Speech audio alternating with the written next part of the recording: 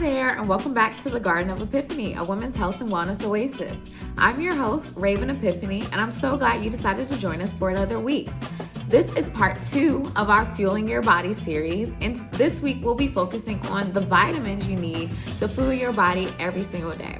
This will actually be a 2-part video because there are actually quite a few vitamins that you should be implementing into your daily diet. And so without further ado, let's jump right into it. And actually, before we do, I want to remind you that last week we talked about minerals. And so if you missed that, go back and check on those minerals that you also should be incorporating into your diet on a daily basis. Let's jump into our first vitamin of the day, vitamin A.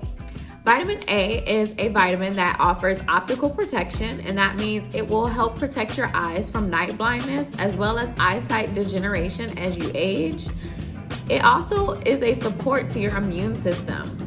It helps to fight infections in your throat, chest, and stomach. It reduces the risk of acne, and it actually is found in a lot of acne medicines. It increases bone health. It promotes a healthy reproductive system.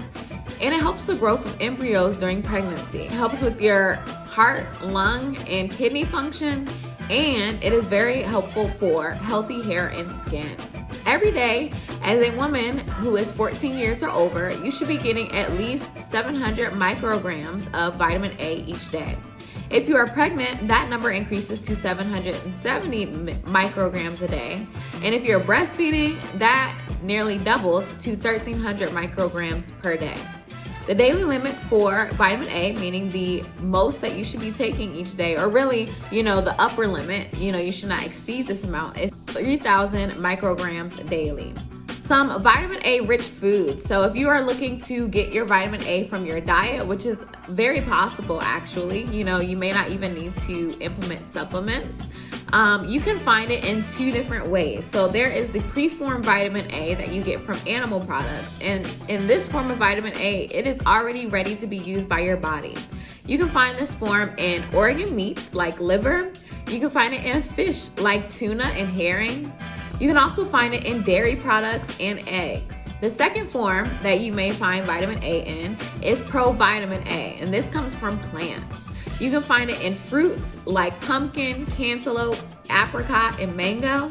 You can also find it in veggies like carrots, squash, sweet potato, red peppers, broccoli, spinach, and turnip greens.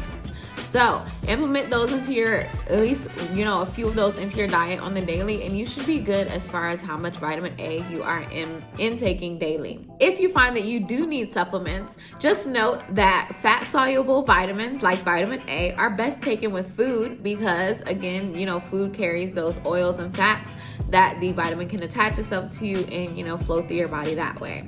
Some possible drug interactions are anticoagulants, which are basically blood thinners, topical cancer drugs, drugs that also may cause damage to the liver, so maybe like your Tylenols and other medications like that, and retinoids. So if you are taking any of these medications, you should definitely consult with your doctor before adding in any supplements. And actually, you really should consult with your doctor no matter what before consuming any supplements, just to, make sure that you need them and to get best recommendations for your health regimen concerning what supplements you're planning to take. And so what happens when you take too much vitamin A?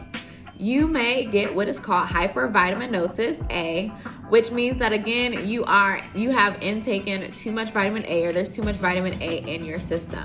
There is what is known as acute vitaminosis, and there is chronic vitaminosis. If you are experiencing acute vitaminosis, you will get this from consuming too much vitamin A within a number of hours. So that means, maybe you overdose your supplements. And so you may experience headaches, rashes and irritability, drowsiness, nausea, abdominal pain, and maybe even vomiting. If you are experiencing chronic vitaminosis, this means that your vitamin A levels have risen in your body over time. And so these have this one has a little bit more severe side effects, such as mouth ulcers, bone swelling or pain, cracked fingernails, a loss of your appetite, blurred vision, nausea, dizziness, headaches, light sensitivity, hair loss, confusion, and maybe even respiratory infections. It is, important to note that it is very rare to consume too much vitamin A from your diet. The overdose or vitaminosis A normally comes from taking too much supplements, whether it be, again, in a number of hours or over time. If you suspect that you may have vitaminosis A, seek medical help immediately, as soon as possible. Go ahead and call your doctor and see what your next step should be. If you are experiencing vitamin A deficiency, you may experience night blindness, increased infections, skin irritation, children may have stunted growth, and women may have problems with fertility. So you want to make sure that you're getting your daily dosage of vitamin A. So our next vitamin is actually a B vitamin, and I only selected one for the purpose of this video because there are actually multiple B vitamins. And so I do encourage you to go ahead and do, a little additional research if you are interested in learning more about the other B vitamins. But today we're going to be focusing on folic acid. Folic acid has many benefits, including red blood cell formation, which we know is very useful. It's in our blood and it's important for, our bodily processes. It's important for healthy cell growth and function. It helps with fetus development and growth in the womb. It helps to prevent birth defects and cardiovascular disease. And it may even help with depression treatment and may reduce cancer risk. And so folic acid is definitely one of those B vitamins that you want to make sure you are getting your daily dosage of. For adult women, that daily dosage is 400 micrograms a day. And women who are pregnant, the dosage increases to 600 micrograms a day. That upper limit, the one you do not want to pass up, is 1,000 micrograms daily. So to get folic acid from your food, it's very possible to get everything that you need from a well-balanced diet. If you include things like dark leafy greens, such as turnip greens, spinach, romaine lettuce, asparagus, Brussels sprouts, broccoli, you can include beans, peanuts, sunflower seeds, liver, seafood, which I love as a Maryland girl, and eggs, and fruits and juices such as oranges, cantaloupe, avocado, mangoes, kiwis, and pomegranate can all help you to get the folic acid that you need. And if you're noticing a trend here, if you are eating these foods on a regular basis, you can definitely extract multiple of the vitamins and minerals that you need on a daily basis. So considerations for taking folic acid. Water-soluble vitamins such as folic acid are best taken on an empty stomach with water. Some possible drug interactions that you want to be aware of are anticonvulsants, barbiturates, methotrexate, and pyrimethamine. Ooh, that was a little bit challenging, y'all. But if you are taking any of these medications, you want to take some extra precautions. And, like I said, anytime you want to take a supplement, you should definitely consult with your medical professional. But if you're taking these medications, you definitely want to mention that to your medical professional when you are considering taking folic acid supplements. And I also want to include that folic acid is definitely in higher rates in prenatal vitamins. And so same thing goes if you're taking any of these medications while pregnant. I'm not even sure if, any of these medicines are things that you can take while pregnant. But either way, you want to make sure that you're having that conversation with your doctor as well before you are implementing any additional supplements into your daily regimen. So, some possible side effects that you may experience when taking folic acid include bad taste in your mouth, nausea and loss of appetite, confusion, irritability, and sleep pattern disturbance. And this is usually more so associated with, taking more folic acid than necessary, but you can experience some of these smaller side effects just from your regular daily intake. If you're experiencing folic acid deficiency, you may experience increased fatigue, weakness, mouth sores, or neurological issues. And so again, you want to make sure that you are getting the folic acid you need on a daily basis. Okay, and so our last vitamin of today's video is going to be vitamin C. We all, know, or at least most of us know a lot about vitamin C because, it's in our orange juices, it's in our citrus fruits, and it's something that is promoted for to increase our immune system function. And so, whenever cold season comes around, or, when we were going through COVID, everyone was thinking about their vitamin C and making sure that they were taking enough of it. But it also has some other functions that would be helpful. So as I said, it does boost your immune system. So as an antioxidant, it may help build the body's defenses against sickness, chronic diseases, and inflammation, which again can be helpful in things like the common cold and fighting off viruses and other sicknesses. It promotes the development and function of white blood cells, which again are very important for our immune system. And it helps to increase the skin's barrier and may improve healing time for wounds. So not only is it helping our immune system internally, but it can help our immune system externally by blocking out things that may seep into our skin. It also improves the absorption of iron. So if you are someone who, is experiencing iron deficiency or anemia, vitamin C can help your body to absorb iron better so that you can increase your iron levels.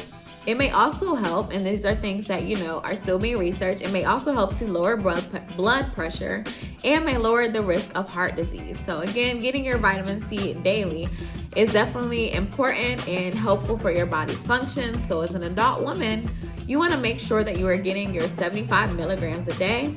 If you're pregnant, you want to get 85 milligrams a day. While breastfeeding, that number increases to 120 milligrams per day. And if you are a smoker, your vitamin C levels are actually decreased. So you want to increase your vitamin C intake to about 110 milligrams each day. The daily limit for intaking vitamin C is 2,000 milligrams daily, which is pretty high. So, you don't really have to worry too much about getting, a vitamin C overdose, because there's a great difference between that daily dosage and what the daily limit is. You can find vitamin C in citrus fruits such as oranges, kiwis, lemon, and grapefruit, which I love. I love me some grapefruit. I know a lot of people don't like it, but grapefruit is great, y'all. Cruciferous vegetables like broccoli and cauliflower, Brussels sprouts and cabbage.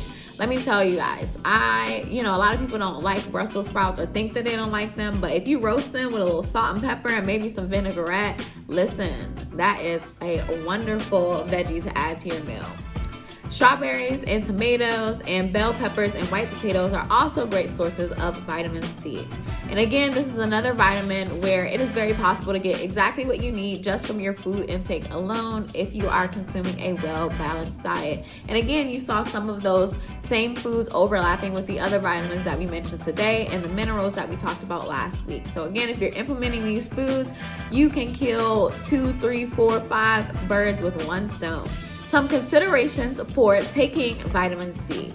Vitamin C is also a water-soluble vitamin, so it is best taken with a glass of water. You can also take it with a meal to prevent any, stomach upsetness or diarrhea. If you find that vitamin C disrupts your sleep, you can try taking it in the morning instead. This is not something that scientifically has been proven to happen, but there have been people who have started taking vitamin C and noticed that, they aren't able to sleep at night or that their sleep is disrupted. The best time to take vitamin C when you have iron deficiency is with your iron. So that, again, that vitamin C can increase the absorption of the iron in your body. Some risk for taking vitamin C. Some side effects that you may experience just from regular vitamin C intake are stomach cramps, nausea, heartburn, and headaches. If you consume too much vitamin C, you may experience nausea and diarrhea. And for people who have diabetes, it may cause false blood glucose readings that may lead to you thinking that your levels are higher than they actually are. So for example, you may be experiencing low blood sugar, but think that your blood sugar is higher than it is. So again, that's something to look out for. If you have vitamin B deficiency, some things you may notice are that you're experiencing hair loss. You are experiencing iron deficiency, again, because vitamin C helps with that iron absorption. You may experience fatigue. And if you are experiencing a severe vitamin C deficiency, you may experience what is known as scurvy, which comes with its own side effects and symptoms that are pretty severe. So some possible drug interactions are aluminum, chemotherapy, estrogen, protease inhibitors, niacin and statins, and warfarin. So again, if you're taking any of these medications, you want to definitely mention those to your doctor when you are having the supplements discussion with them. So this concludes this week's video. I hope that you enjoyed it and that you learned something new. I hope this also empowered you to either start or continue to implement these vitamins into your daily diet and regimen. And remember, this is, suggestions and information that has been pulled together for your benefit, but you should always consult with your medical professional before implementing any supplements into your daily regimen, just to ensure that they are safe and will be useful for you specifically. If you enjoyed this video, please give us a thumbs up. And if you have not already subscribed to this channel, please go ahead and do so. What we do here is take, normal everyday health ideas and things that are helpful, and we do all the research for you and put it in one place so that you can begin implementing it into your daily, weekly, monthly regimen to help improve and maintain your health. And so if that is something you are interested in, go ahead and subscribe so that you don't miss another video. Next week, we will finish out this part of our Fueling Your Body series with our last 3 vitamins that we will cover. And we will talk about some of the similar things, some of the benefits, risks, and recommendations for each, and how you can get them in your everyday diet. So if you're interested, make sure you come back here next week for that. And until next time, I hope that you have a healthy and wholesome week. Thank you for watching. Bye.